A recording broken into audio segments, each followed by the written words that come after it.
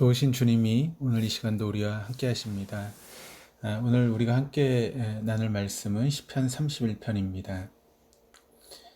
우리는 믿음이 하나님께서 주신 선물임을 잘 알고 있습니다.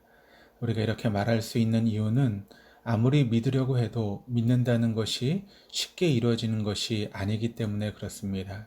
제자들도 주님과 동행하면서 자주 들었던 말들은 믿음이 작다 혹은 믿음이 없다라고 하는 말이었습니다. 왜 믿음을 가지기가 어려운가 생각해 보면 우리가 그것을 좀 쉽게 알 수 있습니다. 우린 충분히 이해되고 판단이 가능한 상황에서 믿는 것을 믿음이라고 부르지 않습니다. 그것은 상식이라고 이야기할 수 있는 것이죠. 그러니까 믿음이라고 부르기 위해서는 이해가 되지 않고 또 한 치 앞도 판단할 수 없는 상황에서 믿기로 결단하는 것이 믿음입니다.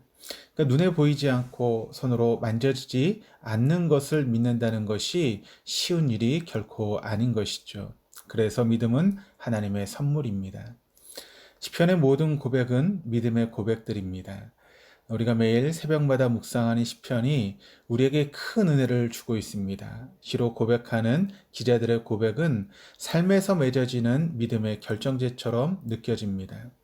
고난, 눈물, 아픔, 위기, 상처, 이런 여러 가지 어려운 상황에서도 그 모든 것을 믿음으로 해석하고 기쁨과 감격과 승리와 구원과 행복 등의 즐거운 상황에서도 역시 믿음으로 해석함을 볼 때 믿음이라고 하는 것은 단순히 내 머릿속으로만 머무는 것이 아니라 삶에서 묻어나오는 것이다 라고 하는 것을 알게 됩니다. 시편의 고백들이 현실의 나와는 상관이 없는 하늘나라에서나 가능한 고귀한 고백들이 아닌 연약한 내 인생 속에서 고뇌하며 한숨처럼 겨우 나오는 믿음의 흔적들이기에 시편의 은혜는 우리에게 더 크게 다가오고 더 큰 감동으로 이야기할 수 있습니다. 광야와 같은 인생, 어렵고 암담한 상황에서 굳이 여러 시편으로 고백하는 것 자체가 믿음을 10분 발휘하는 것이며 시편 속의 모든 고백들이 도저히 믿지 못할 상황에서 끌어올려지는 믿음의 결정체임을 안다면 시편의 한 구절 한 구절은 모두 그냥 지나치지 못할 나의 이야기가 되는 것입니다. 오늘 본문인 시편 31편의 상황도 다윗이 평안하고 만족할 때 지은 시편이 아닙니다. 다윗의 주변에는 무수히 많은 원수들이 거짓 모함과 관계로 다윗을 무너뜨리려고 하고 있습니다. 본문 11절에서 13절이 이렇게 기록을 합니다.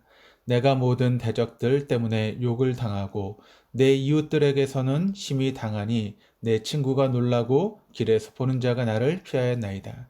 내가 잊어버린 바 됨이 죽은 자를 마음에 두지 아니한 같고 깨진 그릇과 같으니이다. 내가 무리의 비방을 들었으므로 사방이 두려움으로 감싸였나이다. 그들이 나를 치려고 함께 의논할 때에 내 생명을 빼앗기로 꾀하였나이다. 다윗은 무수히 많은 원수들 앞에서 무척 초라하고 보잘것없는 자신의 모습을 보고 있습니다.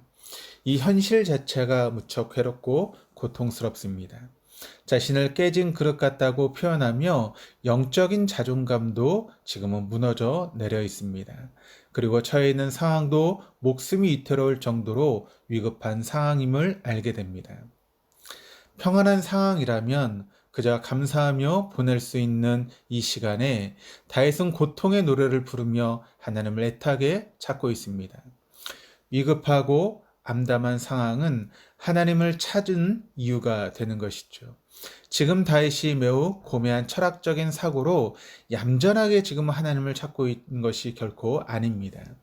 지금 다윗의 고난을 표현한 부분을 표준 세번역으로 우리가 본다면 더욱 확실히 이해할 수 있는데 9절 10절을 제가 표준 세번역으로 읽어드리겠습니다.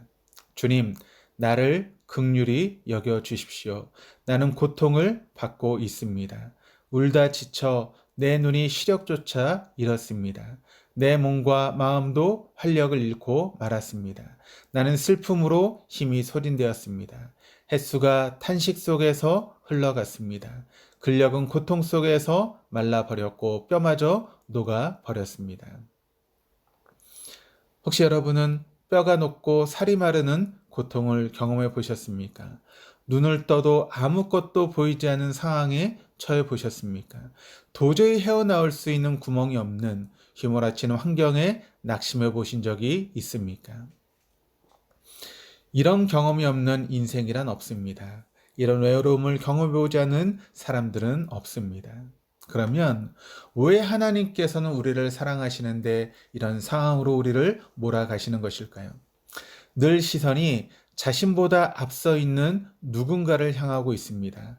온 세상에 편지하신 하나님을 보지 못하고 세상이 정한 기준에 따라가지 못하는 자신과 환경을 보며 스스로 실패자라고 비판하고 생각해버리고 맙니다. 그러나 그때 우린 눈을 들어 하나님을 바라보아야 합니다. 하나님을 볼 수 있는 눈만 있다면 우리에게 닥치는 고난도 충분히 이겨낼 수 있습니다. 세상의 그 어떤 고난보다 하나님은 위대하시기 때문입니다. 하나님을 볼 수 있는 눈은 그냥 떠지는 것이 아닙니다. 나에게 찾아오는 일상의 모든 상황을 믿음의 눈으로 바라보는 훈련이 되지 않으면 떠지지 않습니다. 다윗일 수 있는 이유는 그 훈련을 잘했기 때문입니다. 그가 인생을 살아가며 하나님을 보기 위해 훈련한 흔적들이 바로 우리가 함께 읽고 있는 시편의 말씀들입니다.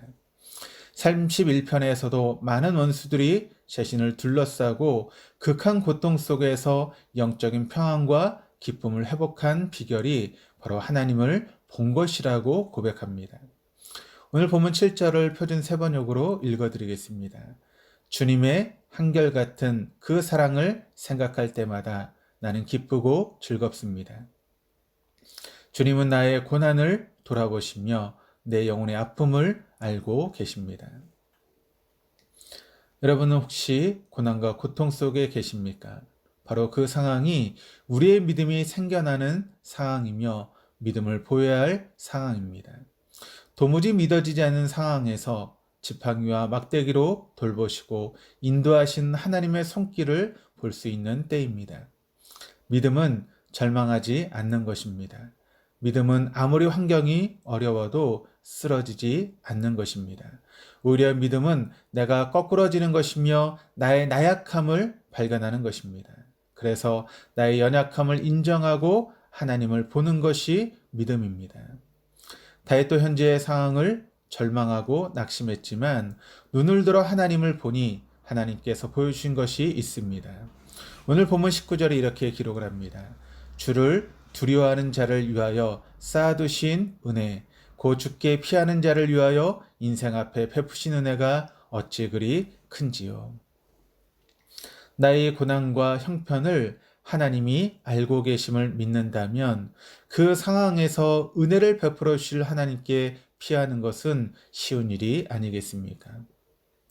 무거운 짐을 나홀로 지고 견디다 못해 쓰러질 때 불쌍히 여겨 구원의 주리 은혜의 주님 오직 예수. 그 예수를 믿으며 믿음으로 나아가는 저 여러분의 삶이 되기를 주님의 이름으로 축복합니다. 기도하시겠습니다. 오늘의 합당한 은혜를 예비해 주시는 하나님 아버지, 혼자 지고 간다고 생각하던 내 어깨의 짐이 참 무겁습니다. 처한 상황이 나에게는 너무나 가혹하다고 생각했고 또 풀어야 될 숙제는 너무 어렵게 느껴졌습니다. 내 몸의 질병을 감당하기가 두렵고 무서웠으며 헤쳐나가야 될 인생은 너무나 고되었습니다. 그러나 오늘 말씀으로 깨닫는 것은 이 모든 것을 내가 지고 가기보다 하나님께 맡기기 원하심을 오늘 말씀을 통해 깨닫습니다.